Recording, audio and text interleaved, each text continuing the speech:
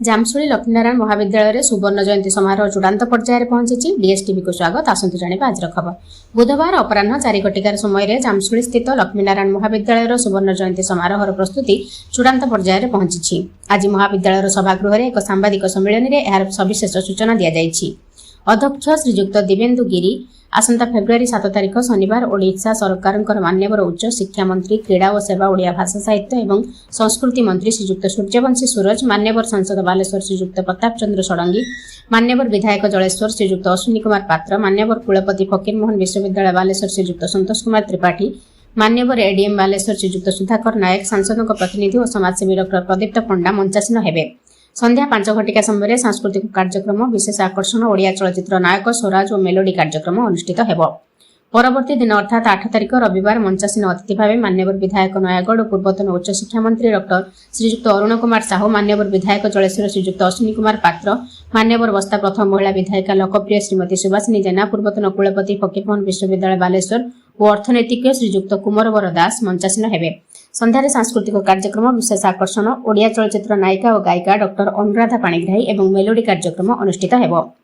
9 तारिख सोमवार अतिथि भाव ओडिशा प्रदेश कांग्रेस कमिटी सभापति तथा पूर्वतन केन्द्र मंत्री श्रीजुक्त भक्तचरण दास, पूर्वतन केन्द्र मंत्री श्रीजुक्त श्रीकांत जेना, आदर्श समाजसेवी पूर्वतन मंत्री श्रीजुक्त सुर राउतराय, समाजसेवी तथा जिला सभापति बालेश्वर कांग्रेस कमिटी श्रीजुक्त सत्यशिव दास, पर्वतारोही और विश्व तापायन गवेषक श्रीजुक्त प्रसन्न मिश्र, समाजसेवी श्रीजुक्त सुदर्शन दास मंचासीन हेबे। संध्यारे सांस्कृतिक कार्यक्रम और विशेष आकर्षण ओडिया चलचित्र नायिका शिवानी संगीता एवं मेलोडी कार्यक्रम अनुष्ठित हेबो।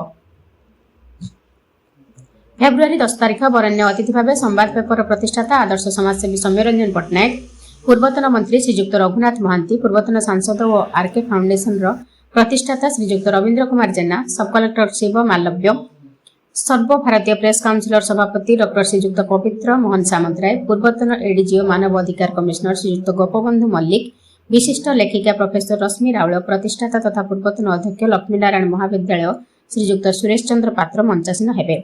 संध्यारे सांस्कृतिक कार्यक्रम, हास्य अभिनेता प्रज्ञा और बहु सिने कलाकार एवं मेलोडी कार्यक्रम अनुष्ठित हेबो।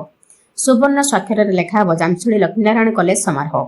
एही सांबादिक सम्मेलन में पुरातन छात्र संगठन प्रमुख कार्यकर्ता महेश्वर जेना, लक्ष्मीधर दास, सीतांशु शेखर साहू, भजहरी परिड़ा, गौरांग सामंत, शुभ्रांशु नायक, सुशांत साहू, सुशांत दास, सुशांत जेना, अध्यापक परमानंद महांती, डॉक्टर सुकांत कुमार गिरी प्रमुख थिबा बेले वरिष्ठ सांबादिक सुवर्णरेखा प्रेस क्लब सभापति सन्यासी बेहेरा, वरिष्ठ सांबादिक ज्योतिरंजन पट्टनायक, डीएसटीवी चैनल चेयरमैन सदाशिव सेठी, सांबादिका प्रतिमा जेना, संजय गिरी, प्रदीप जेना प्रमुख सांबादिक उपस्थित थिले।